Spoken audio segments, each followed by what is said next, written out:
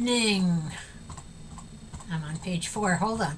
Okay, please be aware that the first hour and a half of this meeting will be recorded so that we can put it onto our website, our podcast, and our YouTube channel. We record in audio only. Feel free to use the podcast on our website along with your big book as a resource if you miss the study portion of the meeting. The study portion is also listed on the website so you can follow along. Tonight's recap will start on page 174 where it says, I conducted myself. And we'll end on page 177, hospital or sanitarium experiences. And our study tonight will start on page 177 where it says, during all this time, and we'll end on page 179, nearly 4 years have passed. And do we have any announcements? And hi, other Aaron. Good evening, family. My name is Jamie, very grateful recovered alcoholic. And 4th of July, Lppbbsg right here at my house. Food, fun, fellowship, camping. And if you happen to be nearby, come on down. Just ask me or Trish for the information. And of course, I know some of you have already bought plane tickets to come in. So we are looking forward to having you and having our 5th annual Lppbbsg, which is absolutely great. And that's the only announcement that I have for right now. And again, good evening, family. My name is Jamie, very grateful recovered alcoholic. Welcome to the Lewisburg Primary Purpose Big Book Study Group. To prepare for our Big Book study, let's get focused by having a 3-minute moment of meditation followed by our family's fog light prayer. And I'm a recovered alcoholic. My name is Trish. Thanks for joining us tonight. We're going to start the meditation in a minute, so please take a moment to get situated. Please be aware of background noises. When you are unmuted and sharing is not to distract others or yourself. That's still me, I'm sorry. We suggest we all observe proper Zoom etiquette. If you wouldn't do it in a live meeting, please don't do it here. A friendly reminder that absence of profanity offends no one. Please keep yourself muted during someone else's share, and we will call on you in the order that hands are raised. From the foreword to the first edition of Alcoholics Anonymous. We of Alcoholics Anonymous are many thousands of men and women who have recovered from a seemingly hopeless state of mind and body. To show other alcoholics precisely how we have recovered is the main purpose of this book and of this group. For the meditation, some suggestions are focus on your breath and posture, breathe in God, and breathe out self. Take this time to reconnect with God. Let the craziness of the day drift away and ask God to help you focus on the study. And let's invite those little monks in to do what they do so well and enjoy your time with God, folks.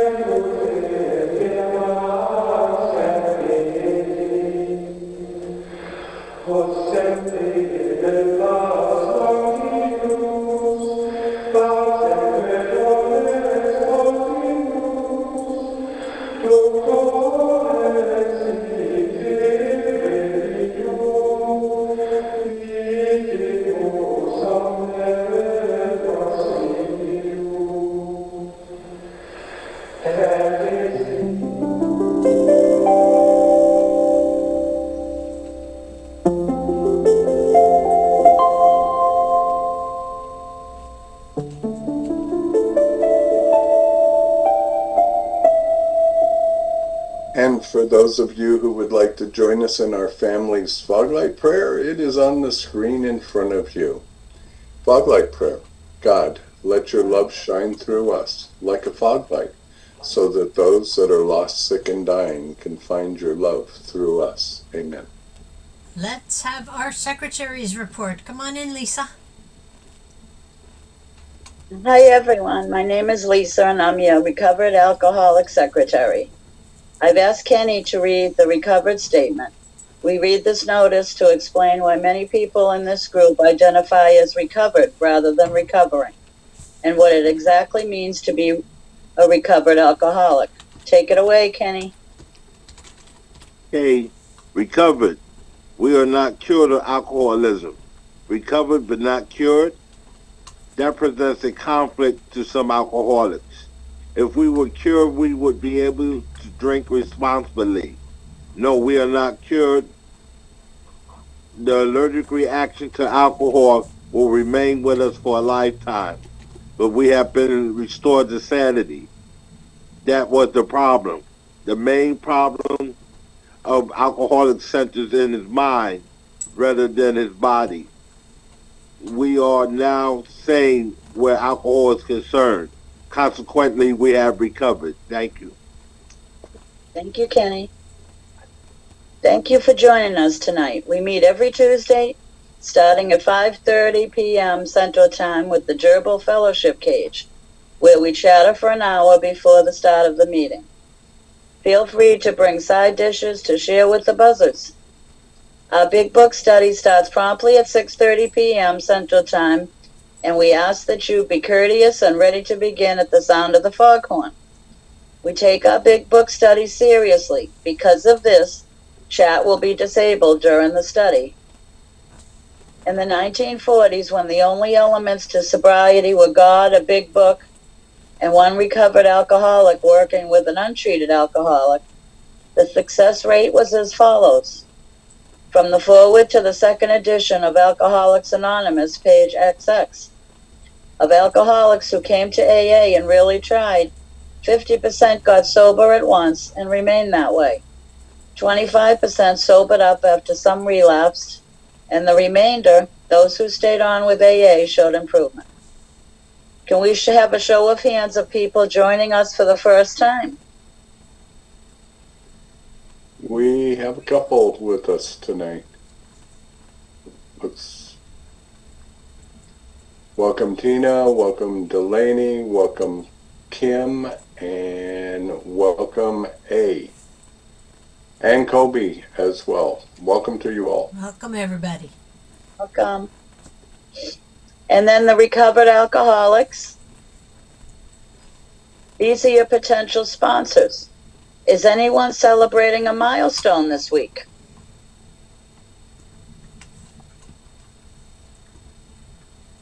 No? If you should require a big book of your own, we have large print editions available that can be sent to you by buzzard mail. Delivery time questionable.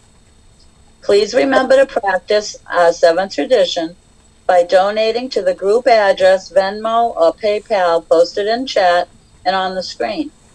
Our suggestion is to purchase a big book and take an untreated alcoholic through the program of recovery. Please visit our website posted in the chat. Thank you, and see you next week. Thank you, Lisa. Thank you for being a service, and Kenny as well. And Larry, just to let you know, in case you don't know, you looks like you've got a virtual screen on, so you're kind of looking like Zorro there in the background with a green ghost look to you. Just thought I'd let you know. So, from Chapter 2, there is a solution. The tremendous fact for every one of us is that we've discovered a common solution. We have a way out on which we can absolutely agree and upon which we can join in brotherly and harmonious action. This is the great news this book carries to those who suffer from alcoholism. This is an open meeting, and as such, all who have an interest in alcoholism and our program of recovery are welcome. Because this is an open meeting, you need not identify yourself nor your reason for being here if you do not wish to do so. Your anonymity will be protected. We ask that you protect ours. While this is an open meeting, membership in this group is limited to those who wish to recover from alcoholism and have a desire to stop drinking for good and all. Each member of Alcoholics Anonymous is a potential sponsor of a new member and should clearly recognize the obligations and duties of such a responsibility. Before we begin our study of the Big Book, last week we reviewed Tradition 5. Tonight, let's take a quick look at Tradition 6. Please refer to page 562 of our book, Alcoholics Anonymous. And come on in, Terry. Hey everybody, I'm Terry, aka Pickle Chips. Okay, Tradition 6. So the short form states, an AA group ought never endorse, finance, or lend the AA name to any related facility or outside enterprise lest problems of money, property, and prestige divert us from our primary purpose. Long form says problems of money, property, and authority may easily divert us from our primary spiritual aim. We think, therefore, that any considerable property of genuine use to AA should be separately incorporated and managed, thus dividing the material from the spiritual.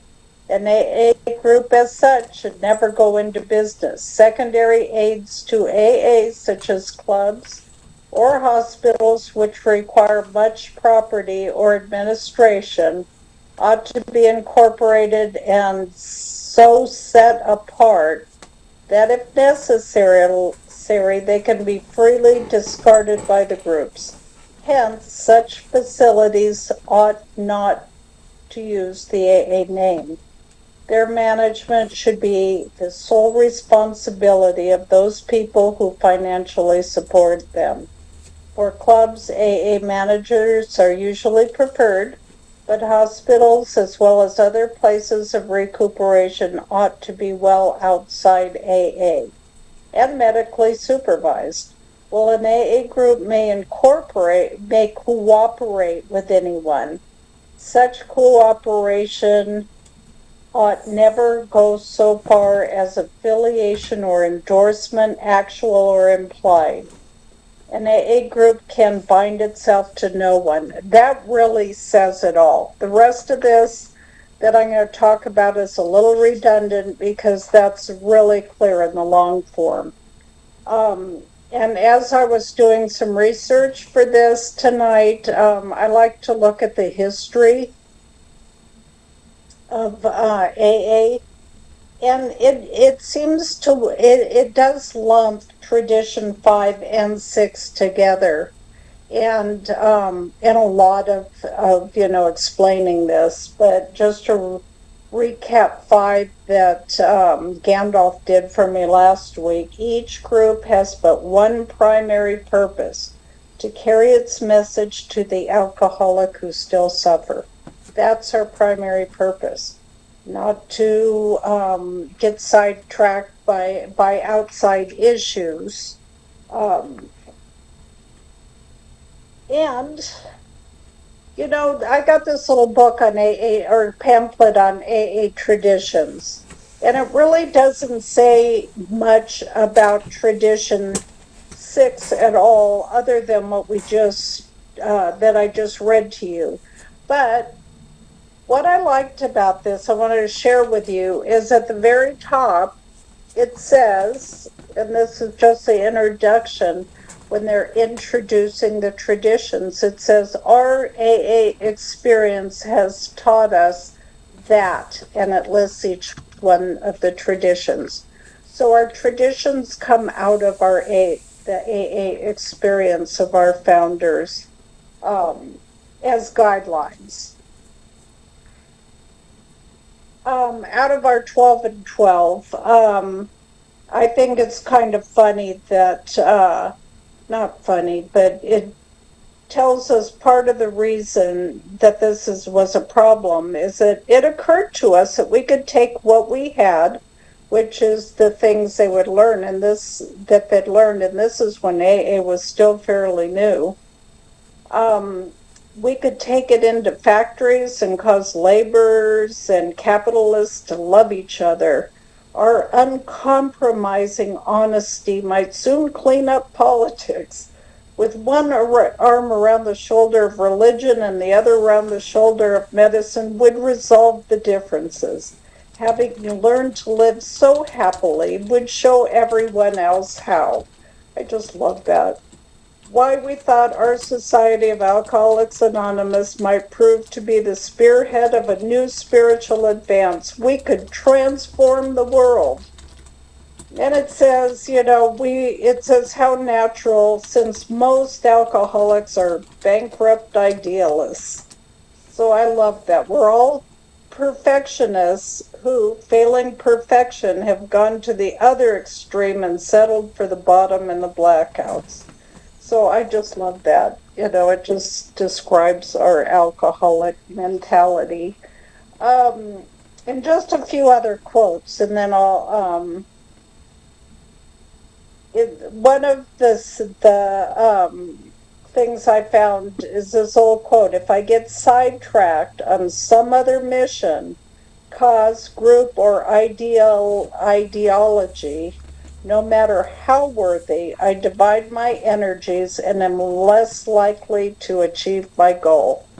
And keeping in mind that that goal is our primary purpose, is to help other alcoholics who still suffer. If I forget my focus, I may fail to achieve my primary spiritual aim. So we don't want to stray too far away from that. So one last thought here. I like this this little thing here. It says, Tradition 6 also benefits us when applied personally. It reminds us to keep our serenity and spirituality as our first priorities. And I quote that because I have a couple personal notes on this tradition. Is a personal acquaintance of mine was very, very active in the program, and we had a little side program too, where we had our religion and AA and the 12 steps tied together, and it was called the Bridge. It didn't say anything about alcoholism. But this guy, Jeff, kind of veered off from that. And Jeff became a paid sponsor. And his company was, I don't know the name of it, I can't remember, but it was the AA sponsor or something like that. And he got paid to sponsor people, had his own company using the AA name. And he relapsed. And he relapsed horribly and violently. And he died. And I always remember that, because he started to leave us when he had his own company. He started to kind of distance himself from everybody because he had his own. He became a successful businessman using AA. And another friend of mine had he would pick up alcohol. He would fly all over the country picking up alcoholics and taking them to recovery houses or, detox or whatever. But he called his company AA Transport. So he did use the name of AA in his company. And you know what? He relapsed too. And he died. So I always think of these outside endeavors as very dangerous when you start losing what AA is really about and what our primary purpose is really about, is helping another alcoholic without diluting it as a business venture. Anyway, I was happy to be your traditionalist. I encourage anyone who hasn't done this yet to think about it, because there's a lot of history involved in these traditions and how they came about, and it's really fascinating stuff. So thanks for letting me dive into Tradition 6. Thank you, Terry. Greatly appreciated, and you've done a great job. And next week we will have a new traditionalist for 3 weeks. So it's time for our weekly segment of Vetting in the Book. We hear a lot of stuff said in meetings and can't be reconciled with the program as described in the Big Book of Alcoholics Anonymous. One of those things we often hear is there are no musts in the program. So our very own Yiddish pickle is going to come in and tell us what it has to say on page 33 in the third paragraph. Come on in, Yiddy. Thank you. My name is Aaron Yiddy Pickle, and I'm a grateful recovering alcoholic. If we are planning to stop drinking, there must be no reservation of any kind, nor any lurking notion that someday we will be immune to alcohol. Thank you, my friend. As we study, please make use of the pens, highlighters, and rulers so that you can share this experience with another alcoholic. In order for us to stay focused as we study the Big Book, we use the Big Book Study Guide prepared by Joe and Charlie and Krusty Cliff of the Dallas Primary Purpose Group. Tonight we're going to start our recap on page 174, which will be read tonight by Art, followed by our study portion, which will be read by Nancy. After the pages are read, we will ask questions from the imaginary podium, starting back at our study portion read by Nancy. The answers will be one sentence unless otherwise specified, and multi-part questions are simply a one-sentence answer split up by commas, semicolons, hyphens, and other fun bits of punctuation. Basically, in English, what that means is we are going to read the material once through and then dissect the information a second time through the question and answer format. Notice how the language in the question gives us a new light in which to consider the study material. This is important because hearing the question and rereading the content offers a definite way of comprehending the material covered. After we've completed the study, we open up for comments, questions, and observations based on what was just read. If you have spiritual experiences with this information, you are free to share. Please keep your share on topic and under 5 minutes. At the 5-minute mark, you may hear a timer beep or a little doggy may pop up in one of the screens to let you know that your time is finished. However, Big Book study is not therapy should you begin sharing on topics which are more appropriately discussed in a different setting, for example with a sponsor. Please do not be offended when we cut that conversation short and send the buzzards nipping at your heels. For that purpose, we have fellowship meetings before and after our study time. You can never go wrong by commenting on the pages studied, which brings us to the words of one of the co-founders of Alcoholics Anonymous. Sobriety, freedom from alcohol, through the teaching and practice of the 12 steps is the sole purpose of any Alcoholics Anonymous group. And quickly, before we move on with the study portion, how we got here tonight, we are in our 90th week of a 94-week Big Book study. We start at the title page where we find our first promise in Alcoholics Anonymous, the story of how many thousands of men and women have recovered from alcoholism. And with the preface, the forewords, absolutely everything in this book that we have done line by line through this question and answer format as we are doing tonight. Some of you have been with us for 5 years. Some of you are new to us, but I hope you will enjoy what we have to offer and the way that we study the book, because we truly do see it in a different light. And so tonight we are still in Dr. Bob's story. And then we have 4 more weeks after this, one more night of Dr. Bob. And then we have 2 weeks of the traditions, 6 traditions each week. And we will be doing that through the question format as well. The answers will come directly out of the book. And then for the 4th and final time, we will be doing a standalone night on the spiritual experience. Why do we do that? Because we feel it's very important to recognize whether you're having a spiritual experience, spiritual awakening. It's pretty important to recognize. So 5 weeks from now, we will circle back and we will start from the title page again. We are in our 5th year. This is our 3rd season that we have done it. It's about 1.5 years to go through the book the way that we do. And then we will start season number 4 and be headed into year number 6. So it has truly been a blessing, and grateful to have you all here, and hope you will come back and join us.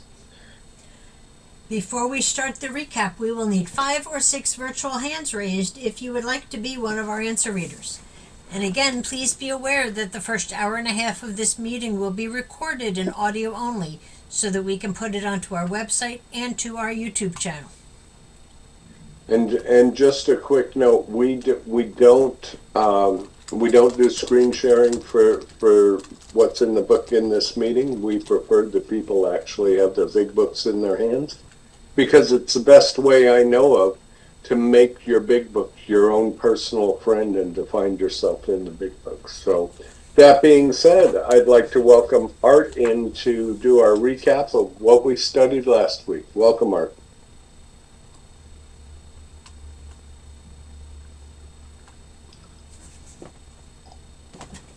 Good evening, everyone. My name is Art. I'm a grateful recovered alcoholic. And this is the 3rd paragraph into page 174. I conducted myself so creditably that I was able to secure a much coveted internship in a western city, where I spent 2 years. During these 2 years, I was kept so busy that I hardly left the hospital at all. Consequently, I could not get into any trouble. When those 2 years were up, I opened an office downtown. I had some money, all of the time in the world, and considerable stomach trouble. I soon discovered that a couple of drinks would alleviate my gastric distress, at least for a few hours at a time. So it was not at all difficult for me to return to my former excessive indulgence. By this time, I was beginning to pay very dearly physically, and in hope of relief, voluntarily incarcerated myself at least 12 times in one of the local sanitariums. I was between Cilia and Sharpness. whatever it is now, because if I did not drink, my stomach tortured me, and if I did, my nerves did the same. After 3 years of this, I wound up in the local hospital where they attempted to help me. But I would get my friends to smuggle me a quart, or I would steal the alcohol about the building, so that I got rapidly worse. Finally, my father had to be sent to a doctor. Finally, my father had to send a doctor out from my hometown, who managed to get me back there in some way. And I was in bed about 2 months before I could venture out of the house. I stayed about town a couple of months more, and then returned to resume my practice. I think I must have been thoroughly scared by what had happened, or by the doctor, or probably both, so that I had not touched a drink again until the county went dry.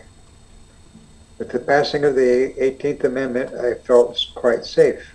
I knew everyone would buy a few bottles or cases of liquor as their exchequers permitted, and that it would soon be gone. Therefore, it would make no great difference, even if I should do some drinking. At that time, I was not aware of the almost unlimited supply of the government made it possible for doctors to obtain. Neither had I any knowledge of the bootlegger who soon appeared on the horizon.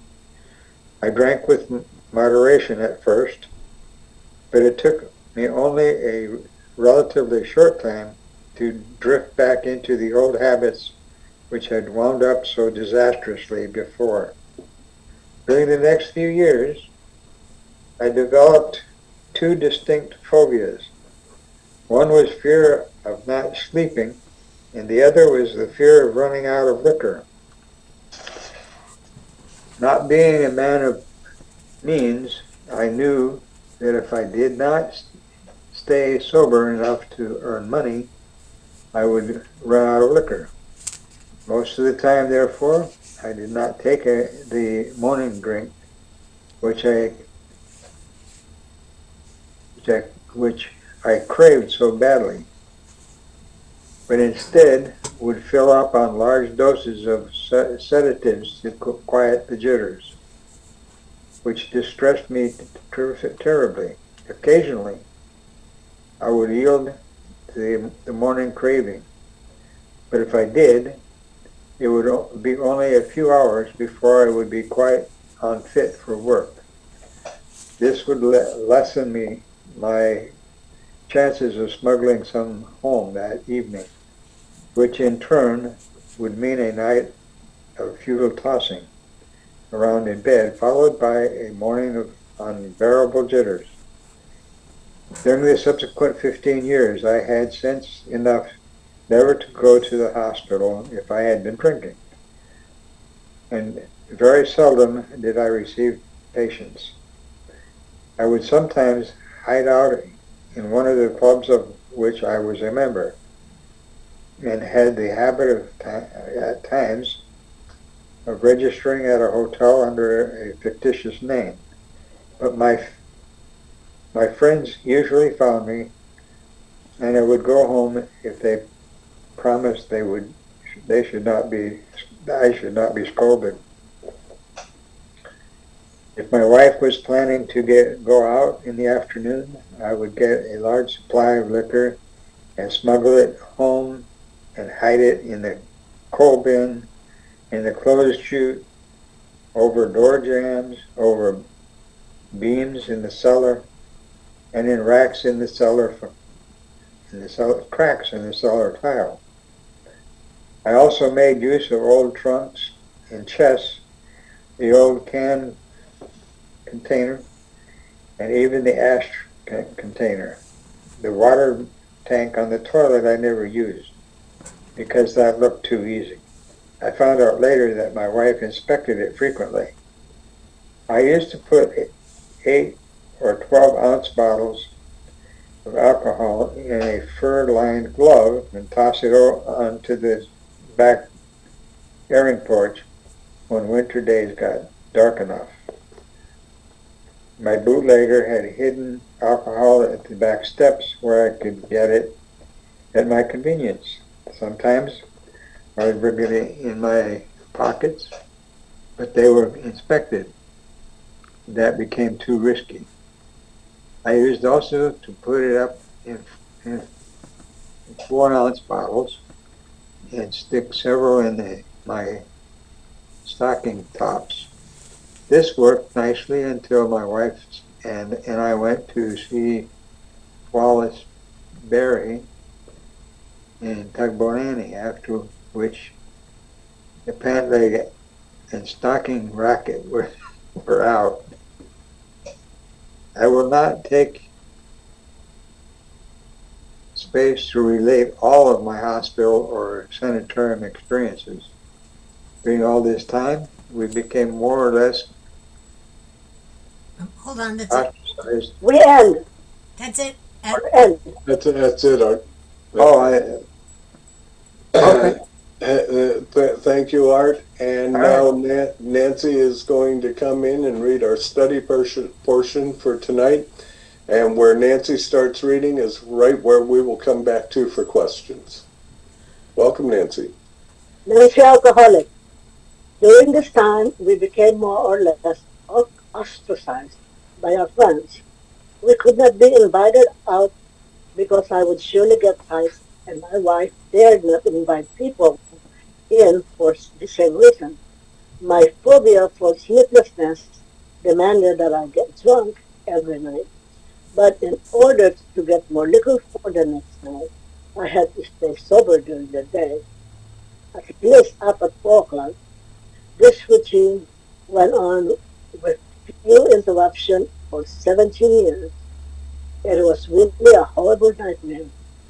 Distorting money, getting liquor, smuggling it home, getting drunk, morning jitters, taking large doses of sedatives to make it possible for me to earn more money, and so on ad nauseam. I used to promise my wife, my friends, and my children that I would drink no more. Promises which seldom kept me sober even through the day, though I was very sincere when I made them. For the benefit of those experimentally inclined, I should mention that the so-called beer experiment. When beer first came back, I thought that I was safe. I could drink all I wanted of that. It was harmless. Nobody gets drunk on beer. So I filled the cellar full with permission of my good wife. It was not long before I was drinking a case and half a day. I put on 30 pounds of weight in about 2 months, looked like a pig, and was uncomfortable from shortness of breath. It then occurred to me that after one was all smelled up with beer, nobody could tell what had been drunk. So I began to fortify my beer with straight alcohol. Of course, the result was very bad, and that ended the beer experiment. About the time of the beer experiment, I was thrown in with a crowd of people who attracted me because of their seeming poise, health, and happiness. They spoke with great freedom from embarrassment, which I could never do, and they seemed very much at ease on all occasions and appeared very healthy. More than these attributes, they seemed to be happy. I was self-conscious and ill at ease most of the time. My health was at the breaking point, and I was totally miserable. I sensed that something I did not have, from which I might readily profit. I learned that it was something of a spiritual nature, which did not appeal to me very much, but I thought it could do no harm. I gave the matter much time and studied for the next 2.5 years, but I still got tight every night nevertheless. I read everything I could find and talked to everyone who I thought knew anything about it. My wife became deeply interested, and it was her interest that sustained mine, though I at no time sensed that it might be no answer to my liquor problem. How my wife kept her faith and courage during all those years, I'll never know. But she did. If she had not, I know I would have been dead a long time ago. For some reason, we alcoholics seem to have the gift of picking out the world's finest women. Why they should be subjected to the tortures we inflict upon them, I cannot explain. About this time, a lady called up my wife one Saturday afternoon, saying she wanted me to come over that evening to meet a friend of hers who might help me. It was the day before Mother's Day, and I had come home plastered, carrying a big potted plant, which I set down on the table and forthwith went upstairs and passed out. The next day she called again, wishing to be polite, though I felt very badly. I said, "Let's make the call," and they extracted from my wife a promise that we would not stay over 15 minutes. We entered her house at exactly 5 o'clock, and it was 11:15 when we left. I had a couple of shorter talks with this man afterwards and stopped drinking abruptly. This dry spell lasted for about 3 weeks. Then I went to Atlantic City to attend several days meeting of National Society, of which I was a member. I drank all the scotch they had on the train and bought several quarts of my way on my way to the hotel. This was on Sunday. I got tight that night, stayed sober Monday till after the dinner, and then proceeded to get tight again. I drank all I dared in the bar, and then went to my room to finish the job. Tuesday I started in the morning, getting well organized by noon. I did not want to disgrace myself, so I then checked out. I bought some more liquor on the way to the depot. I had to wait some time for the train. I remembered nothing from then on until I woke up at a friend's house in a town near home. These good people notified my wife, who sent my newly made friend over to get me. He came and got me home and to bed, gave me a few drinks that night and one barrel of beer the next morning. That was June 10th, 1935, and that was my last drink.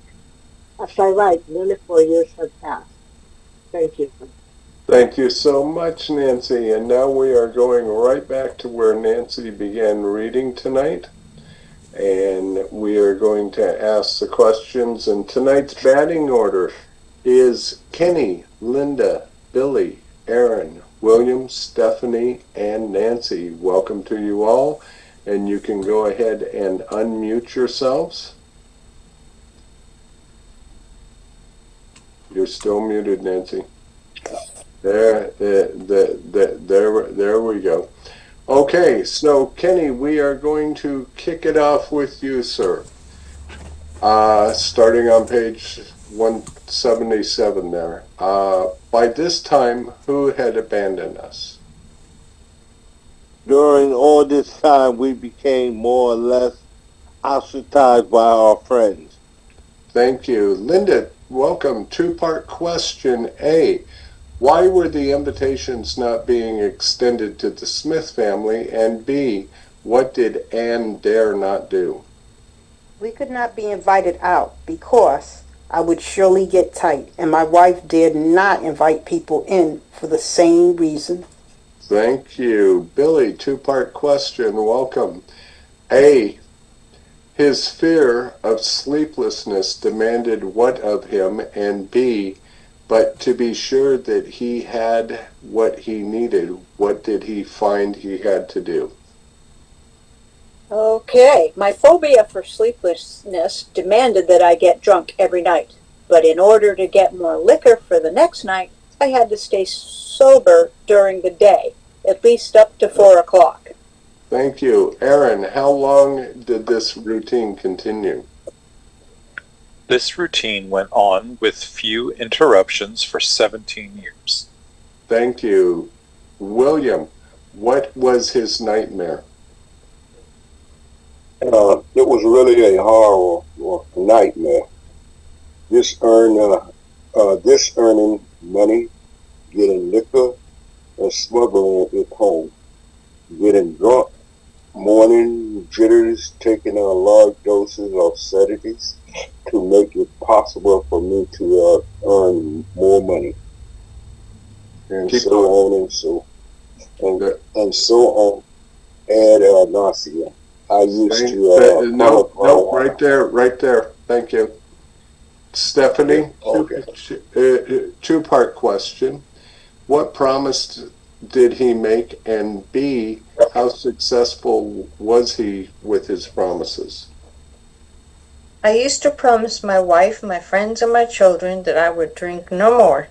Promises which seldom kept me sober even through the day, though I was very sincere when I made them. Thank you, and welcome Trish with some comments tonight. And my first comment, what promise have you made and how well did you do with yours? Thank you. Nancy, for the experimentally inclined, what experiment does he refer to? For the benefit of those experimentally inclined, I should mention the so-called beer experiment. Thank you. Kenny, coming back to you, what made him feel safe? When beer first came back, I thought I was safe. Thank you. Linda, what could he do with that stuff? I could drink all I wanted of that. Thank you. Billy, why did he say it was harmless? It was harmless. Nobody ever got drunk on beer. Thank you. Aaron, who said he could fill the place with beer? So I filled the cellar full with the permission of my good wife. Thank you. And William, before long, what was he doing? It was not long before I was drinking at least a case and a half a day. Thank you. Stephanie, what did this do for him? I put on 30 pounds of weight in about 2 months, looked like a pig, and was uncomfortable from shortness of breath. True story. Nancy, two-part question. A, then what occurred to him? And B, so what did he begin to do then? It then occurred to me that after a while was all smelled up with beer, nobody could tell what had been drunk. So I began to fortify my beer with straight alcohol. Thank you. Kenny, what were the results? I lost my place. It starts with, of course. Of course, the result was very bad, and that ended the beer experiment. Thank you. Linda, about the same time he joined up with what kind of people? About the time of beer experiment, I was thrown in with a crowd of people who attracted me because of their seeming poise, health, and happiness. And Thank you. Here, Dr. Bob is referring to the Akron-Oxford group. And Billy, what were they able to do that Dr. Bob couldn't do? They spoke with great freedom from embarrassment, which I could never do, and they seemed very much at ease on all occasions and appeared to be very healthy. Thank you. And Aaron, more important, they seem to be what?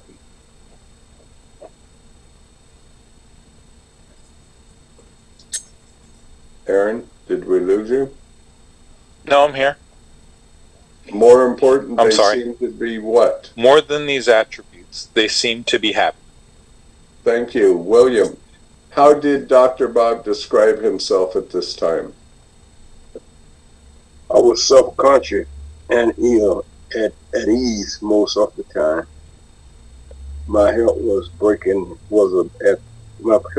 the breaking point, and I thoroughly miserable.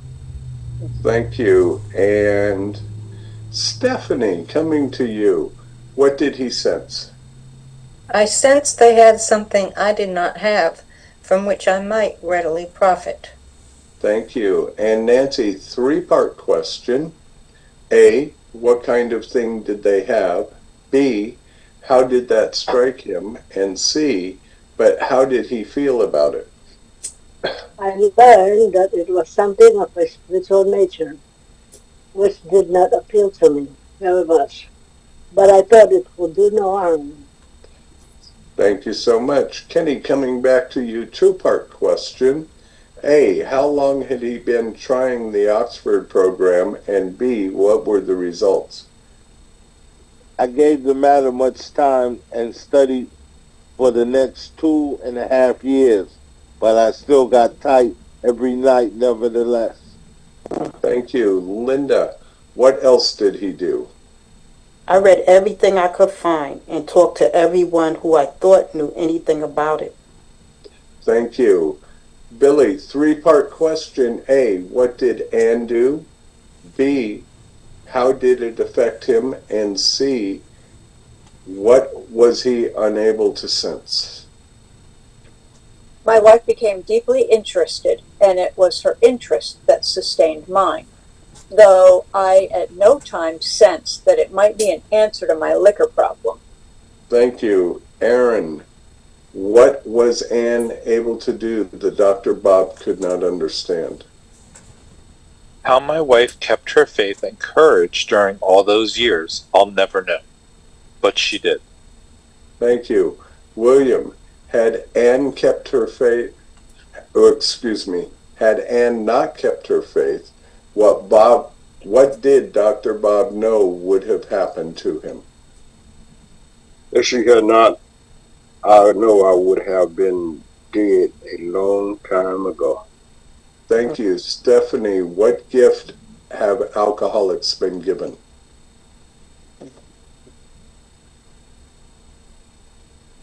Sorry, move on, please. You want me to skip to the next one? Yes, please. Nancy, you want to take that question? What Yes. gift have alcoholics been given? For some reason, the alcoholics seem to have the gift of picking out the world's finest women or men. Thank you. Kenny, coming back to you. What can we never explain?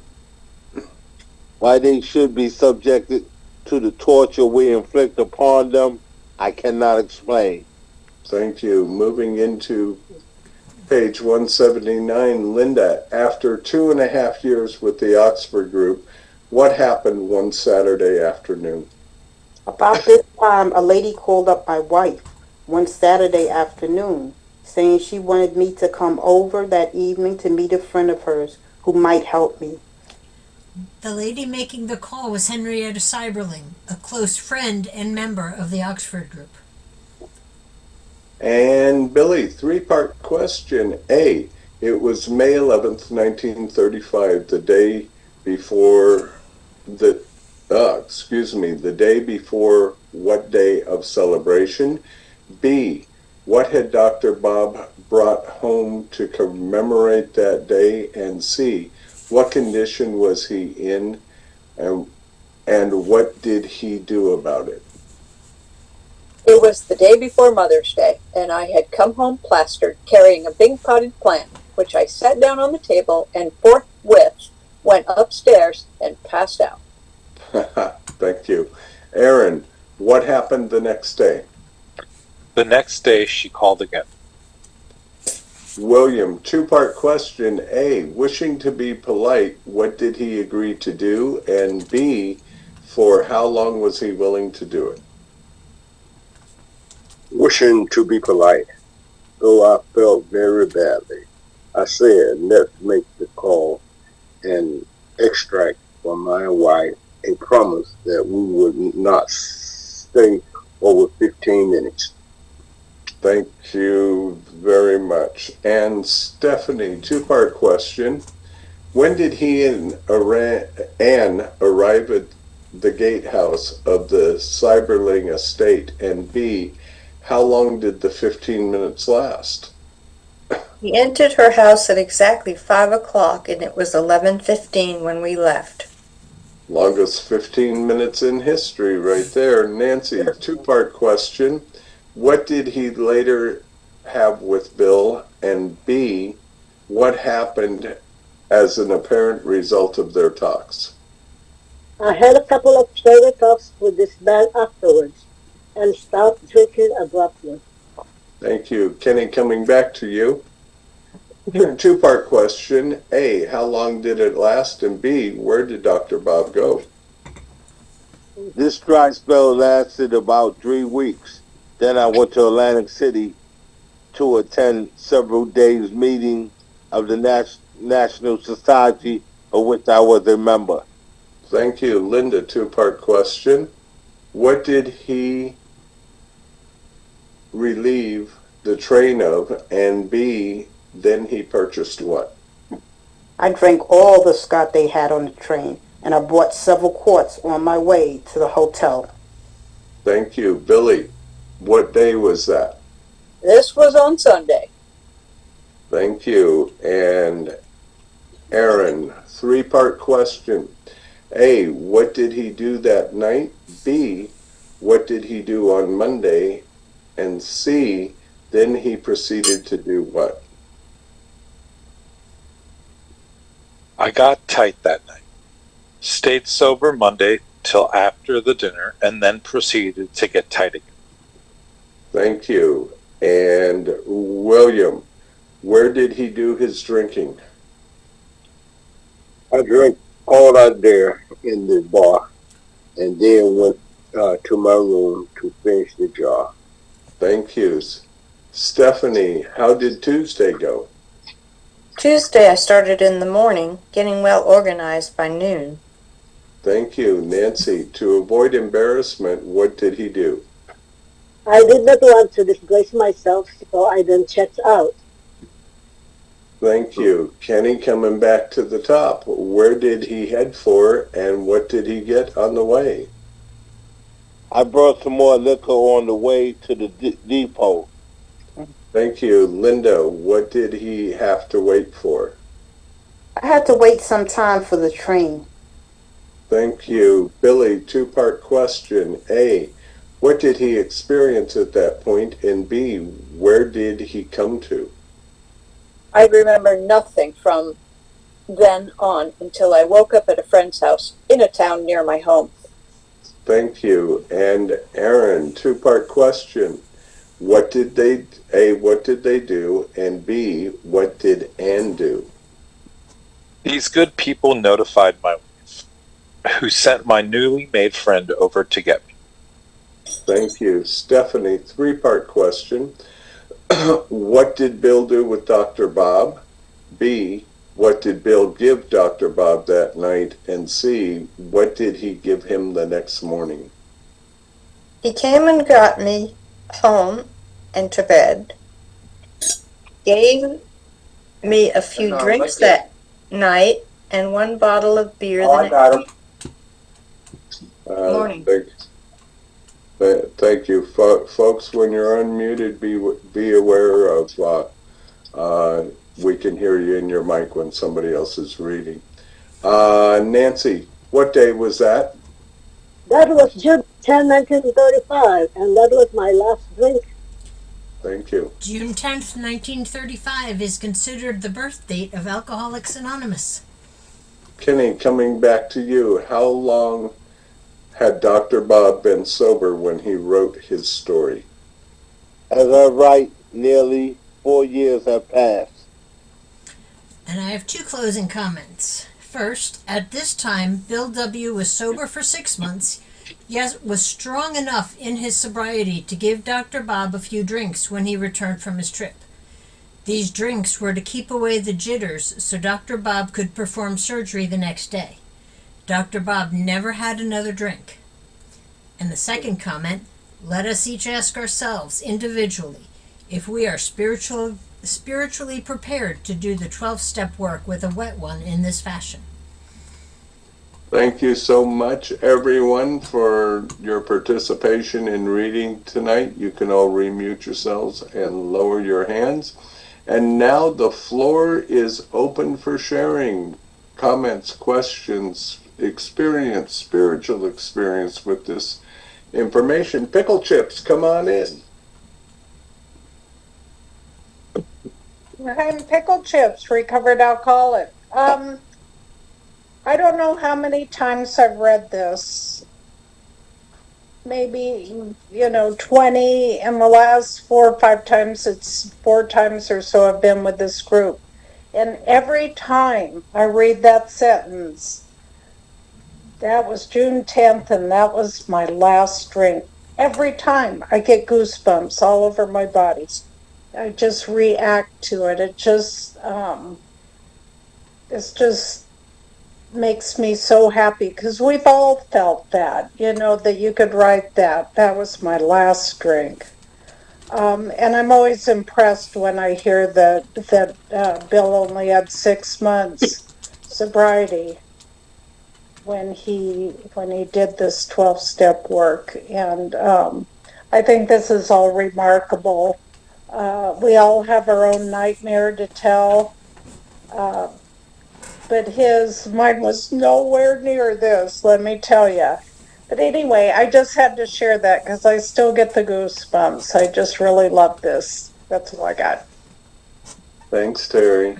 Okay, who's next? It's an open floor. Come on in, Billy. You're muted. There we go. I just love this story. I love all of Dr. Bob's story. I have a special connection to Dr. Bob because I grew up in the same town he grew up in. And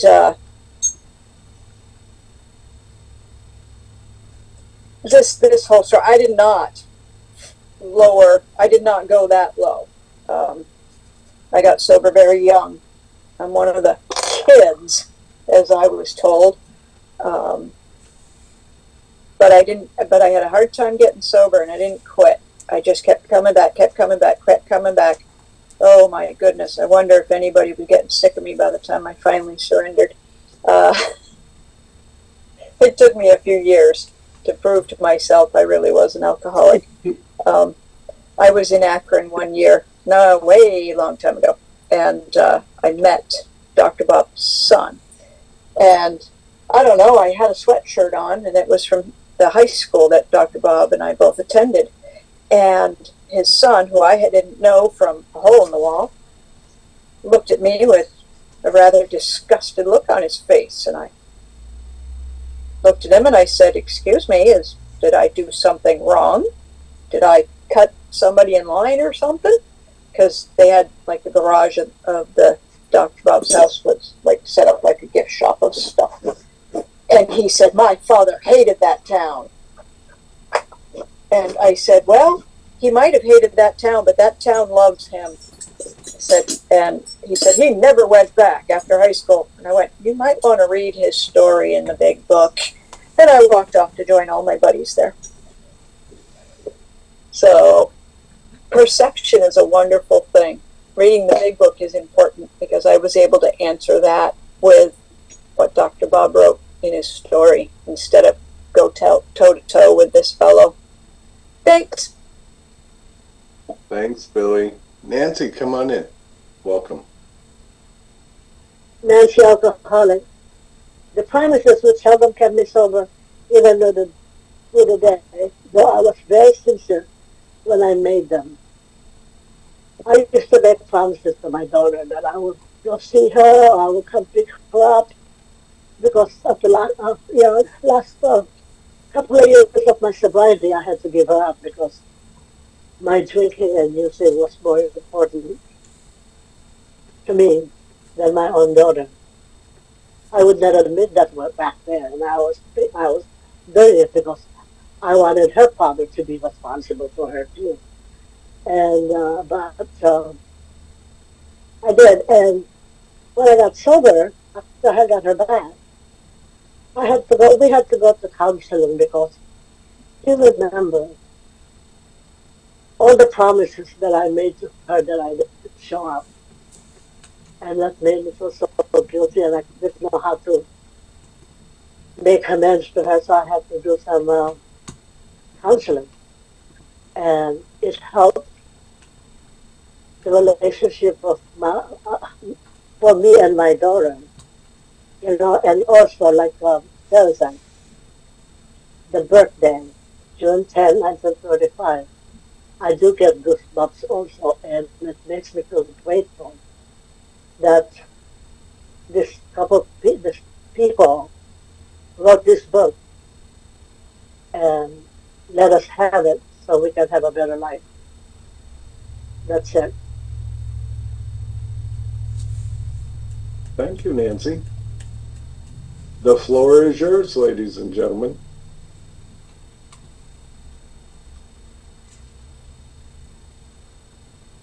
My name is Linda. I'm an alcoholic. Oh, somebody else has their hand up. It's okay. Go ahead, Linda. You're already there. Okay.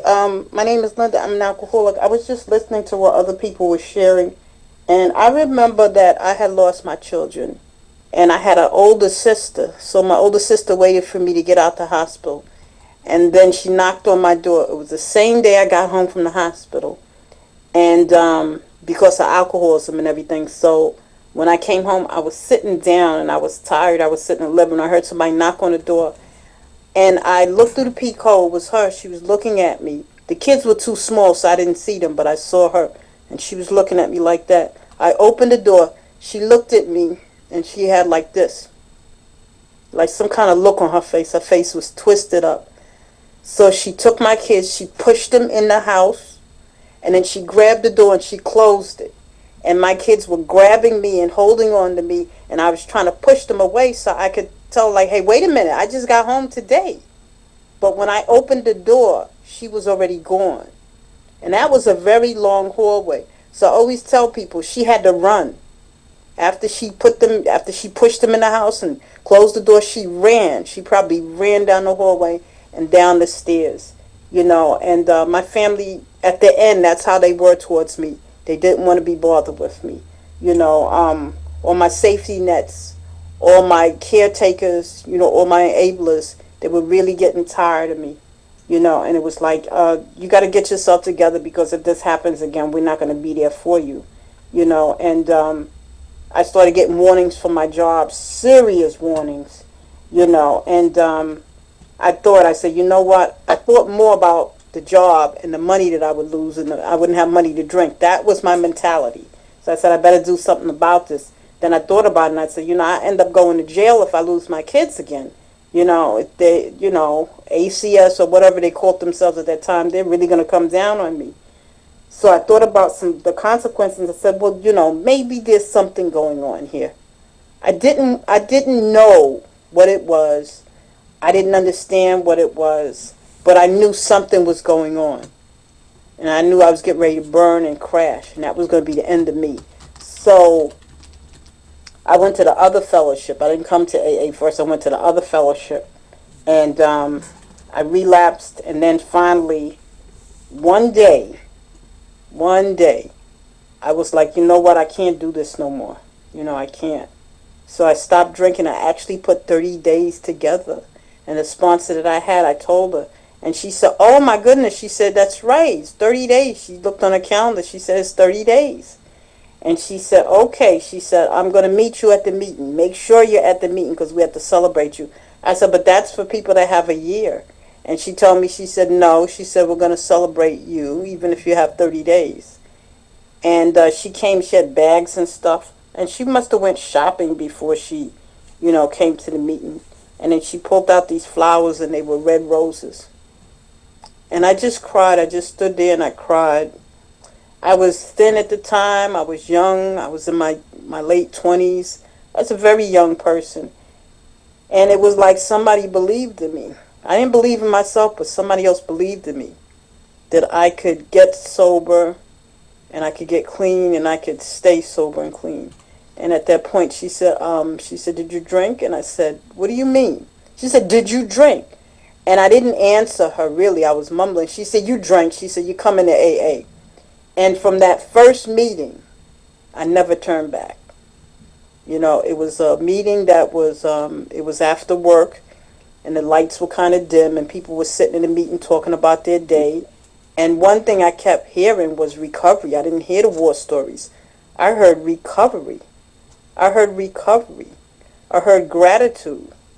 I heard other people talking about they lost their kids, but they're here, and they're sober, and they don't have to drink anymore. And I kept hearing about recovery, and that's what attracted me to the program. But for me, yeah, I made promises, and I kept breaking them. I'll get sober. I'm going to get sober for my kids because I don't want to be like that person laying on the subway on the floor drunk. didn't matter. I was still that same person. I was still alcoholic like that person. I just didn't fall out on the train, but I fell out in my house. I fell out in my friend's house, and I had friends that would take me home because I was gone. I was just too much out of it. Thank God back then in the 80s, people cared and they would look out for you. Not like now. Not like now. They'll rob you and leave you there. But the friends that I had that all drank, they would look out for each other. And, most of those friends are dead. They died. Think about one died because they were killed. One died because they caught the virus. And most of them because they drank, And I'm just grateful that I'm still here because that would have been my demise too. And I could identify with everything that he was in that those paragraphs. I could identify with everything, sneaking and hiding and secrets and thinking I'm out slicking people, but they knew switching things around and trying to rearrange things around so I could drink and without being disturbed or found out. But you know what? Everyone knew. I was the last one to know. Thank you for letting me share. Thank you, Linda. Glad you're here. Lisa Seashell Pickle.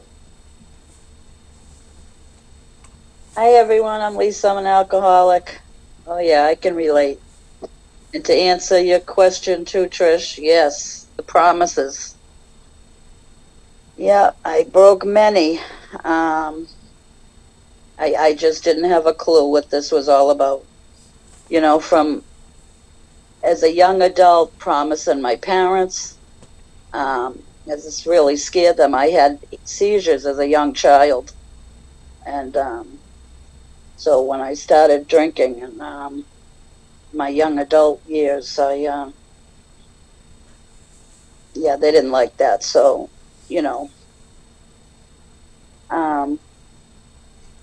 if it was a family gathering, it was tough because all my brothers drank and everybody else was drinking. But I don't know how, but I held it together and I didn't stay the whole time, but I'd leave early so I could go drink. But I tried very hard not to drink in front of them, and a lot of times I missed gatherings. And the routine, my routines. Boy, it's exhausting thinking about them.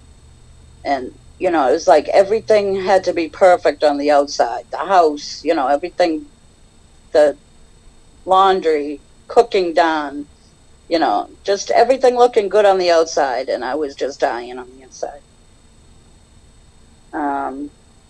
Making sure I was thinking about this yesterday and how nice it was, have a holiday. And I just do what's right in front of me. There were holidays that, 3-day weekends. And, Friday I'd be buying the booze for Monday. But by Monday there wouldn't be any left. And, we'd start buying more. And that didn't matter. The more we had, the more we drank. And, it's also the beer experiment. I've had many. It took, the denial was so great. I mean, it was many beer experiments. Why I would think after opting many times of trying this, it would be any different. And it got worse. And, by the 4th or 5th, I was getting what I really wanted. So the just craziness. I never got, that was just the end result. I was trying to get away from how I was feeling. That distorted thinking. All of the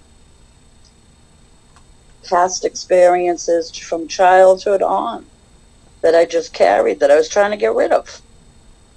And, I'm just so grateful that, this book is teaching me about this and my thinking. And and where it can take me,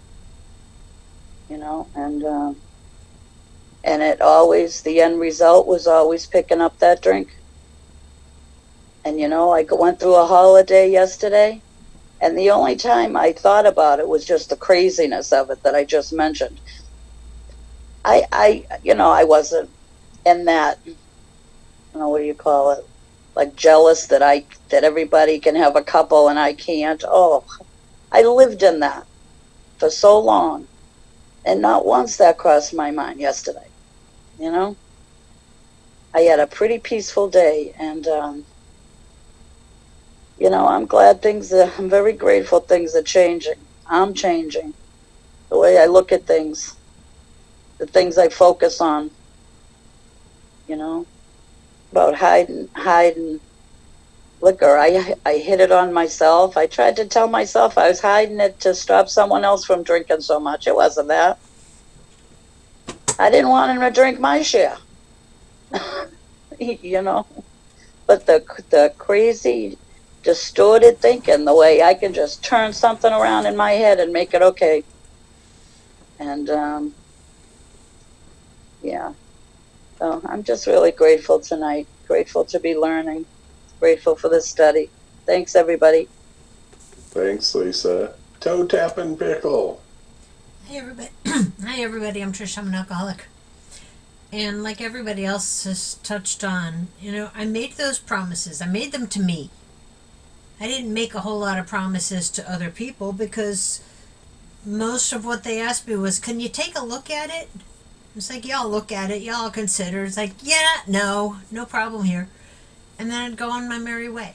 But I would make myself those promises that I'm not going to do this anymore. I don't want to do this. I'm going to stop. But I always would. Over and over and over again. And that comment about Dr. Bob and his extracting from his wife Anne a promise we would not stay over 15 minutes. For those of you who didn't do the math, that 15 minutes was actually 6 hours and 15 minutes. And like Jamie said, the longest 15 hours in history, or the longest 15 minutes in history. But, how many times was I talking with someone and they were telling me their story in the hopes that I would recognize it in myself? And what was going to be a 10, 15, 20-minute conversation ended up being an hour. Or how many times have I worked with other people, newcomers, people who are still out there and aren't sure if they want to come in or not, and what's supposed to be a 5 or 10-minute conversation turns into an hour, hour and a half. It's the willingness to spend this time with other people, in the hopes that they come in and see what we're about and realize that there is a new way of life, that we don't have to keep living that way. I don't talk about it a whole lot because it seems such a small part of my story, but, like Dr. Bob, after having a couple of weeks, or for him it was 3 weeks, for me it was 3 months, went away for the weekend and decided I need a little bit more. And it was kind of like his. I could tell you, we did this Friday, we did this Saturday, we did this Sunday. But then when I came back, a friend came and picked me up and brought me to a meeting. And, that's the last thing I wanted to do that night. I did not want to go to a meeting. I did not want to walk in and admit I screwed up and that I had another drink. But the love and the support that I had from the people when I walked back in, was wonderful. If I had walked back in and everybody's like, never mind, you messed up, you can't come back, I'd have ended up dead somewhere or at some point. But that's what we do. We love each other. We love each other in the rooms, we love each other out of the rooms, and then when somebody comes back in, we love on them even more. Just in the hopes that they end up hitting what Dr. Bob had here, his last drink. We've all had a day of what my last drink is. And we look forward to watching other people have that day of their last drink. And it's only by spending time with them, telling them my story, letting them share theirs a little bit, and showing them what I did and why I don't, and why and how I don't live that way. And then that last comment, Bill gave Dr. Bob a couple of drinks that next day so that he could perform surgery that he had. And then the last comment, ask ourselves individually if we're spiritually prepared to do 12-step work with a wet one in this fashion. I have. I don't like to. I'm not comfortable doing it, but I have. Whatever it takes. I know God's not going to put me in a situation that's going to jeopardize me. But that's also why we bring other people with us if we go on a 12-step call. But at the same time, I've got to be able to be there and be willing to be there for somebody else, no matter what their state, in the hopes of sharing the story of AA, the responsibility statement. I want the hand of AA to be there. And then in the hopes that they'll reach out and grab that hand and they'll come in on their own. Thanks. Thanks, Trish. Who's next?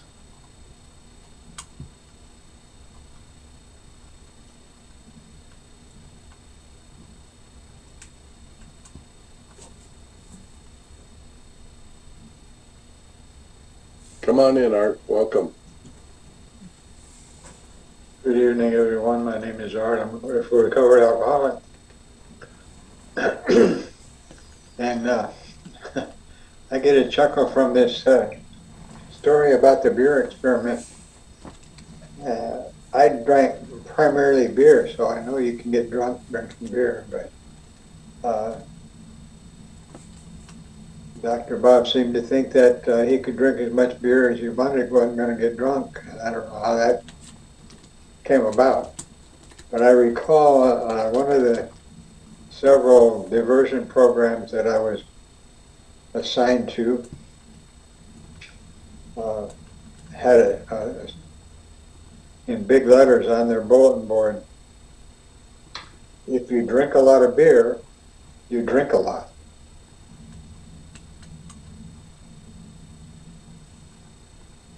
And that didn't stop me from continuing to drink, but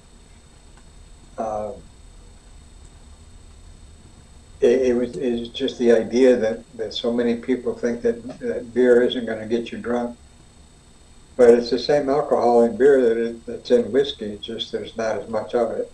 And so you got to drink more in order to get the same effect.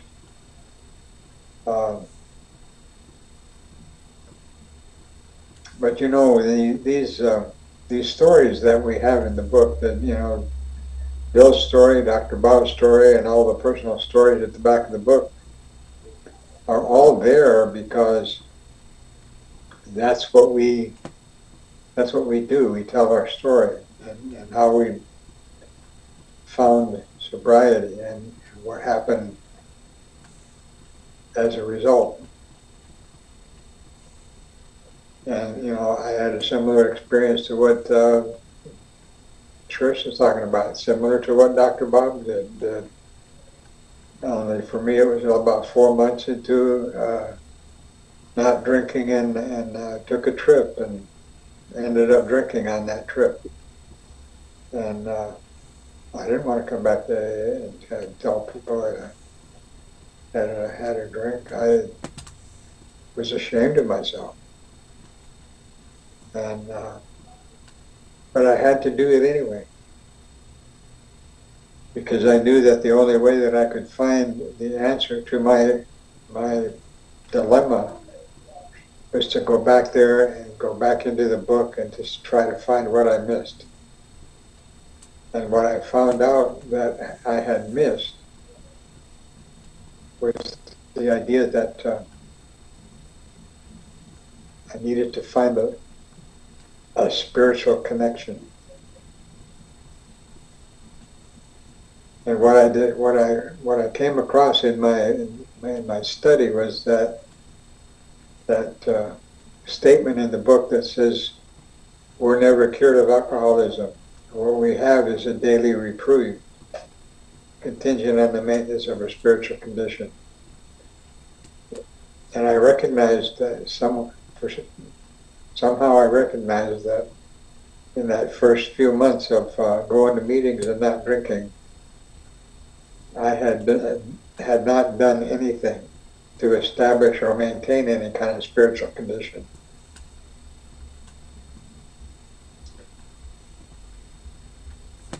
And so I set about to learn what that meant and why and how what I needed to do in order to get it.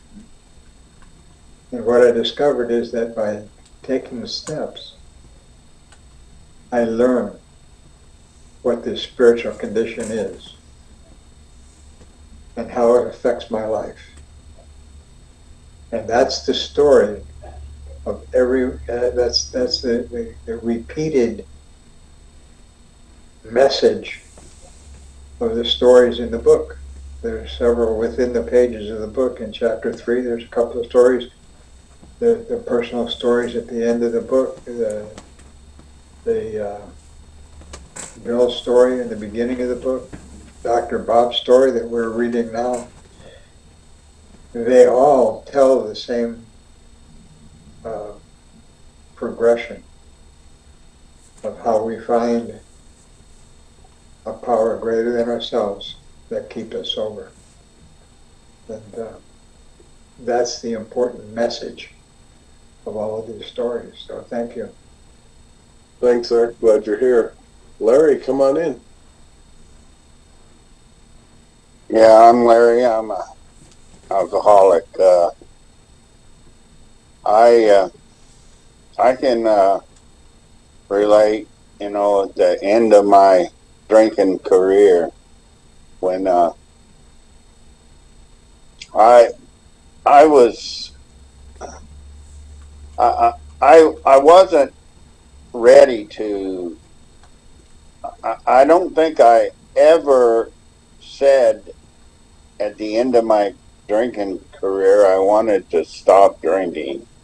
I never got to that place, and I think the reason was I was taking so much alcohol and other enhancements that I don't think I had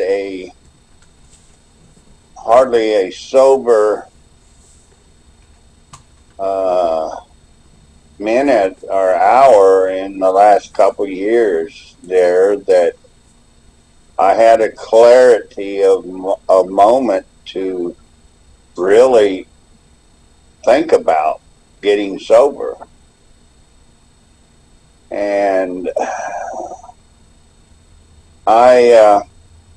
when I found myself in Alcoholics Anonymous, I kept going to meetings because what I found was a group of people that loved me regardless of who I was, and I was intrigued with the people in Alcoholics Anonymous. I was drawn to them. I really was intrigued in how they stayed sober.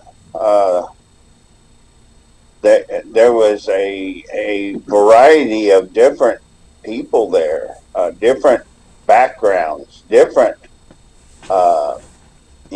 types of people, and they all had one thing in common, and that was alcohol.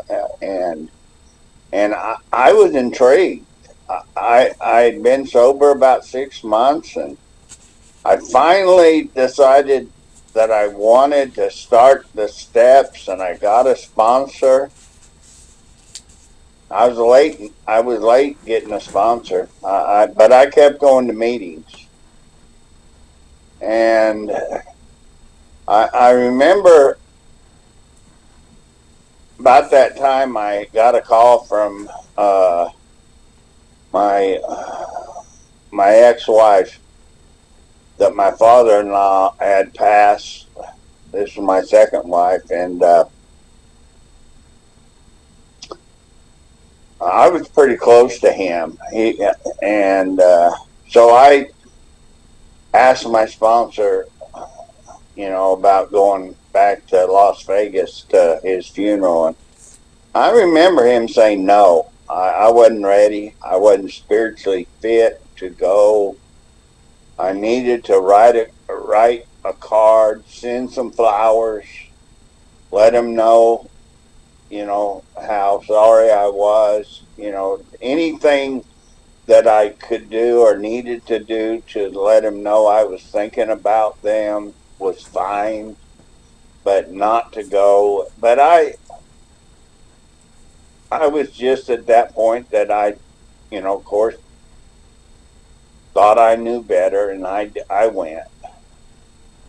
And, I remember getting on the plane, and I remember them coming down the aisle, and no more than the first offer of alcohol, I said yes, and I can't tell you why. I was 6 months sober, and, I had brought some enhancements with me. I knew and said to myself that, well, if my wife,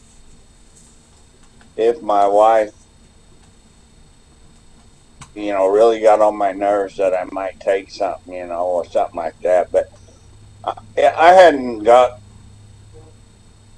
15 minutes up in the air before I had already taken a drink of alcohol, I think, and that was the only drink that I took. But I finished that bottle that I had, and I had I had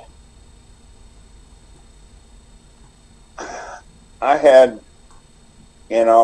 I had no reason to do it, and I remember how the book reads. You you have no defense sometimes, and I followed off. Instead of drinking, I went another way, but I continued to stay under an influence for that entire weekend. And I came back home, and when I called my sponsor and I told them what had happened, I thought, I was going to get booted out of AA, And I remember how he treated me. He said, well, that's how we alcoholics are, we drink, we mess up. And he said, just come back to the meeting. And that was my last drink, and my last time that I ever took anything.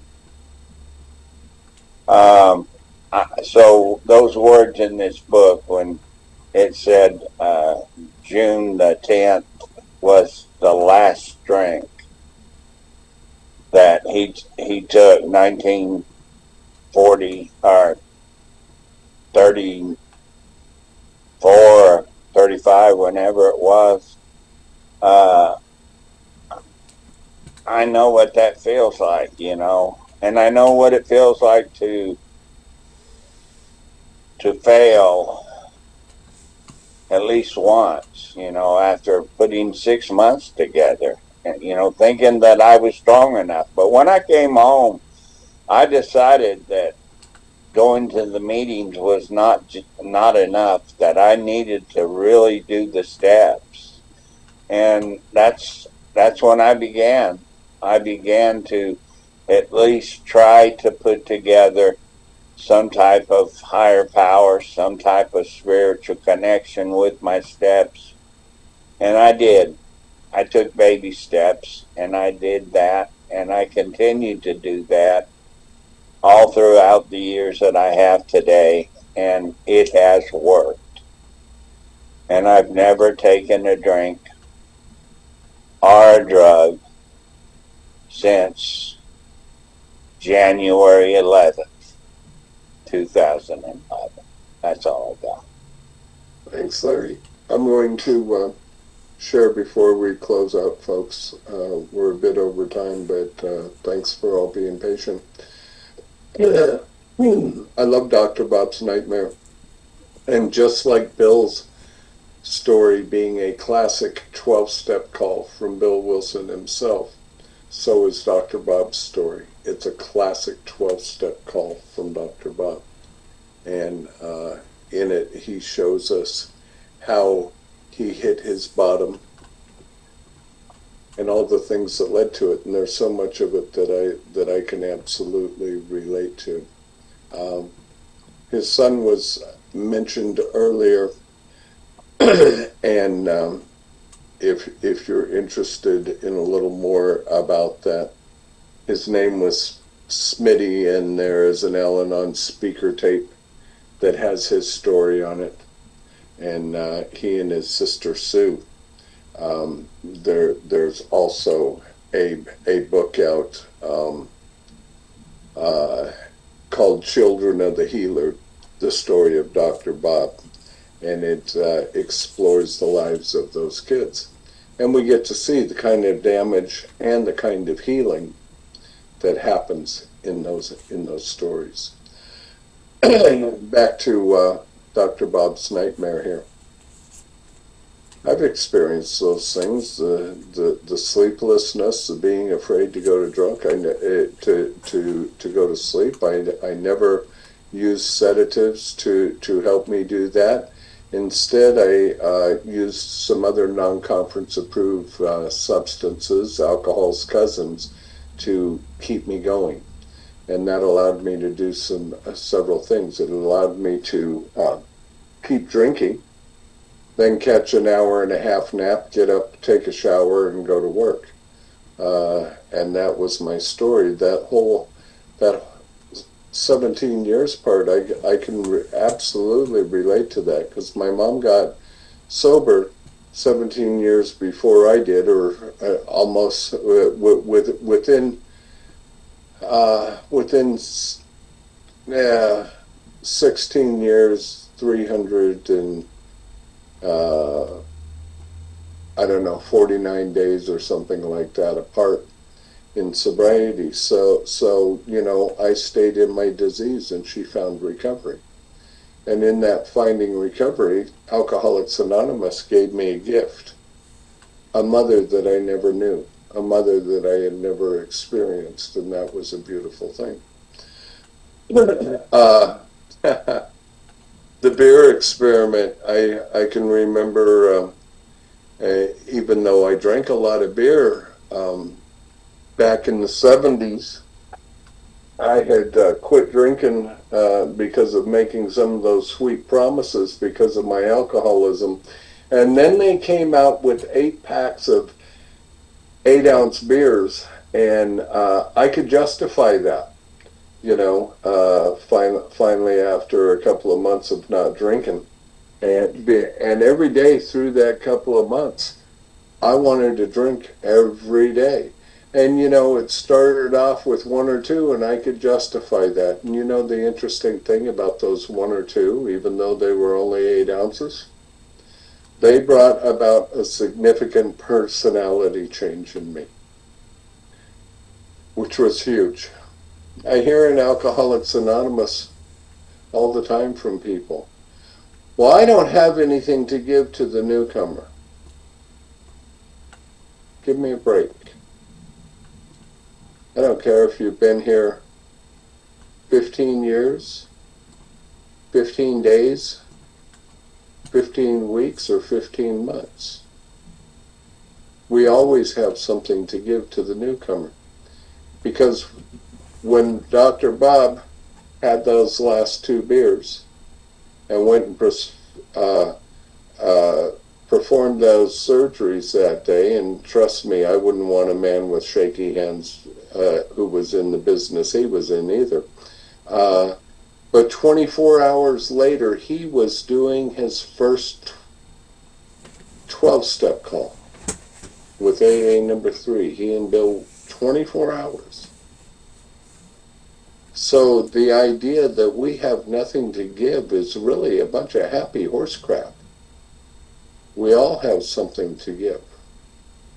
Even if it's just that we're sober 24 hours longer than somebody else is. Because they can relate. Someone new can relate to somebody who hasn't had a drink for 24 hours far more than they can relate to me or Art or Trish or whomever. I look forward to finishing this chapter, and we will learn much in the last couple of pages of this journey. So thank you for all for being here with us. And Trish, you want to take us out with the reading, please? Sure. From page 164. Our book is meant to be suggestive only. We realize we know only a little. God will constantly disclose more to you and to us. Ask Him in your morning meditation what you can do each day for the man who is still sick. The answers will come if your own house is in order. But obviously you cannot transmit something you haven't got. See to it that your relationship with Him is right, and great events will come to pass for you and countless others. This is the great fact for us. Abandon yourself to God as you understand God. Admit your faults to Him and to your fellows. Clear away the wreckage of your past. Give freely of what you find and join us. We shall be with you in the fellowship of the Spirit, and you will surely meet some of us as you trudge the road of happy destiny. May God bless you and keep you until then. Yeah, we've got a real special way of closing out around here. Since we can't circle up like we do in bricks and mortar meetings, we all virtually hold our hands up together. If you would like to unmute and join us in the Lord's Prayer, you are more than willing to. Welcome to. After a moment of silence for those who are sick and suffering, please join me in the Lord's Prayer. Here's your moment.